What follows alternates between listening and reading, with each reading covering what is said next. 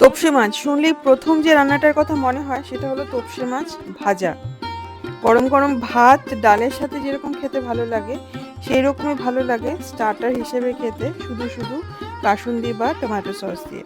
Hello, নমস্কার, welcome to it's by Madhulika, easy and tasty recipes by Madhulika. আমার রান্নাঘরে আপনাদের সকলকে স্বাগত। আজকে আমি বানাচ্ছি তোপসে মাছের ফ্রাই। চলুন রান্নাটা শুরু করা যাক। তোপসে মাছের ফ্রাইয়ের ম্যারিনেশন এক একজন এক এক রকমভাবে করে। আজকে আমি বানাচ্ছি ধনেপাতা কাঁচা লঙ্কা বাটা দিয়ে। তার জন্য আমি নিয়েছি 1 কাপ ধনেপাতা, এইভাবে কুচিয়ে নেব রাফলি। একটা মাঝারি সাইজের পেঁয়াজ মোটা মোটা করে কেটে নিচ্ছি। মিক্সিতে দেবো পুরোটাই, সুতরাং ছোট করে কাটার খুব দরকার নেই। 2টো কাঁচা পাকা লঙ্কা ঠিক এইভাবে টুকরো করে নিলাম। 4টে থেকে 5টা রসুনের কোয়া। একটা মিক্সি জারের মধ্যে প্রথমে নিয়ে নিলাম পেঁয়াজ, তারপরে কাঁচা লঙ্কা, ধনেপাতা আর আদা বাটা হাফ টিস্পুন। আপনারা যদি চান আদার টুকরো করেও দিতে পারেন। এইভাবে একটুখানি পেস্ট করে নিয়ে এবারে দিয়ে দিচ্ছি রসুনটা। রসুন দিয়ে এইভাবে মিহি করে বেটে নেব। একটা বড় বাটিতে আমি নিয়ে নিয়েছি 200 গ্রাম তোপসে মাছ, 4টে তোপসে মাছ। দিয়ে দিলাম নুন স্বাদ মতো, আমি এখানে হাফ টিস্পুন নুন দিয়েছি। যে পেস্টটা বানিয়ে নিয়েছিলাম সেখান থেকে 2 টেবিল স্পুন পেস্ট দিয়ে দিলাম। পুরো পেস্টটা কিন্তু লাগবে না। ভালোভাবে মিশিয়ে নিয়ে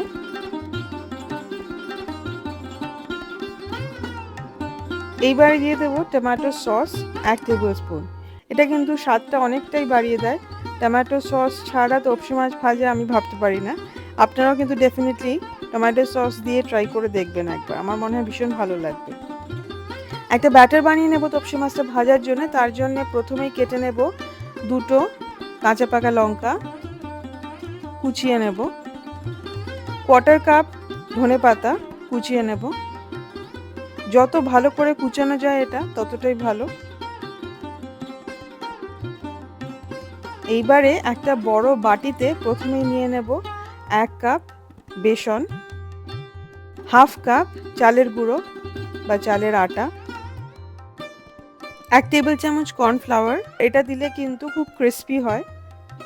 হলুদ গুঁড়ো দিলাম হাফ টিস্পুন, লঙ্কা গুঁড়ো দিলাম হাফ টিস্পুন, আর দিয়ে দেব রসুন বাটা 1 টিস্পুন। রসুন বাটা দিলে খুব সুন্দর একটা টেস্ট হয়। শুকনো জিনিসগুলো আমরা একটু ভালো করে মিশিয়ে নিলাম। নিয়ে এইবার এটাকে জল দিয়ে একটা পেস্ট বানাবো। আমি মোটামুটি 3/4 কাপ জল দিয়েছি, আপনারা প্রয়োজন মতো জল দেবেন। এইভাবে জল দিয়ে মেশাতে থাকতে হবে।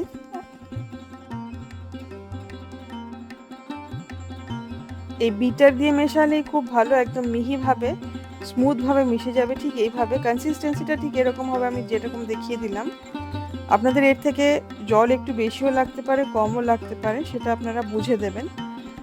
নুন দিয়ে দেব স্বাদ মতো, চিনি দিয়ে দেব হাফ টিস্পুন, আর কালো জিরে দিয়ে দেব 1/4 চা চামচ। এটা কিন্তু দিলে খুব ভালো লাগে টেস্টটা, সেই জন্য আমি সবসময় কালো জিরেটা দিই ব্যাটারের মধ্যে। কুচি করে কেটে রাখা কাঁচা পাকা লঙ্কাটা দিয়ে দিলাম, আর ধনেপাতা কুচিটাও দিয়ে দিলাম। দিয়ে এবারে খুব ভালো করে মিশিয়ে নেব। প্রথমে যখন ব্যাটারটা মেশাচ্ছিলাম তখন শুকনো গুঁড়োগুলো দিয়ে মেশালাম, আর খালি রসুন বাটাই দিয়েছিলাম তার মধ্যে, তারপরে এই জিনিসগুলো দিলাম। এটাতে কিন্তু খুব সুবিধা হয়। নিচে কিন্তু অনেকটা লেগে যেতে পারে, সেই জন্য আমি একটা স্প্যাটিউলা বা একটা প্লাস্টিকের খুন্তির সাহায্যে নিচটার থেকে বার করে নিচ্ছি ঠিক এইভাবে, এবং খুব ভালোভাবে মিশিয়ে নিচ্ছি। ব্যাটারটা যত বেশি ফাটাবেন তত খেতে ভালো হবে। মাছ ভাজার পরে কোটিংটা তত ক্রিস্পি হবে আর লাইট হবে। একটা প্লেটের মধ্যে 3 থেকে 4 টেবিল স্পুন ময়দা নিয়ে নিচ্ছি। তার মধ্যে মাছগুলোকে এইভাবে একটু মাখিয়ে নেব। এইভাবে মাখিয়ে নিলে মাছের গায়ে যে আদা রসুন বাটাগুলো লেগে আছে সেগুলো গায়েই লেগে থাকবে, ব্যাটারে চলে যাবে না। যদি এটা মাখিয়ে না নিতাম তাহলে পুরো যে ম্যারিনাডটা সেটা ব্যাটারে চলে যেত। আমি একটা ফ্রাই প্যানে ভাজছি। ফ্রাই প্যানে ভাজার জন্য পর্যাপ্ত পরিমাণে তেল নিতে হবে। এখানে মোটামুটি 2 কাপ মতো তেল আছে, রিফাইন্ড অয়েল। এবার প্রত্যেকটা মাছকে ব্যাটারে এইভাবে ডুবিয়ে পুরো মাছটার গায়ে যাতে ব্যাটার লেগে যায় সেইভাবে দিয়ে ভাজতে হবে।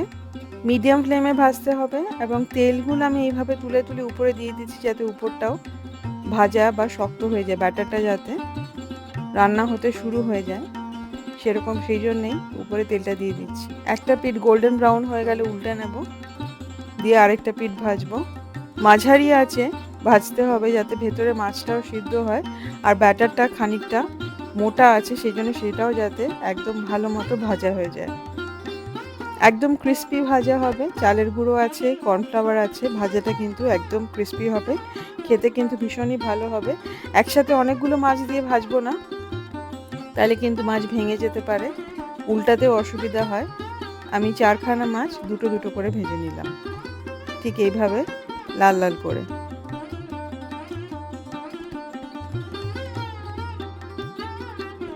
তপসি মাছের ভাজা, তপসি মাছের ফ্রাই একদম রেডি টু সার্ভ। সার্ভ করবেন কাসুন্দির সাথে বা টমেটো কেচাপের সাথে। এটাকে যে কোনো পার্টিতে স্টার্টার হিসেবে সার্ভ করতে পারেন, অথবা খাওয়ার শুরুতে গরম ভাত এবং মুগ ডালের সাথেও সার্ভ করতে পারেন, খুব ভালো লাগে খেতে। তপসি মাছের ভাজা বলার অপেক্ষা রাখে না, সবাই আমরা জানি যে ভীষণই ভালো লাগে খেতে। আপনারা ঠিক এইভাবে তপসি মাছের ভাজা বানাবেন এবং আমাকে কমেন্ট করে জানাবেন যে আপনাদের কেমন লাগলো। আশা করি আপনাদের খুব ভালো লাগবে। রেসিপি ভালো লাগলে প্লিজ লাইক করবেন, শেয়ার করবেন। আমার চ্যানেল ইটস বাই মধুলিকা অবশ্যই সাবস্ক্রাইব করবেন। সাবস্ক্রাইব করার সময় বেল আইকনটি প্রেস করতে ভুলবেন না। খুব ভালো থাকবেন, ভালো ভালো রান্না করবেন। দেখা হবে খুব শিগগিরই একটা নতুন রেসিপি নিয়ে। Thank you.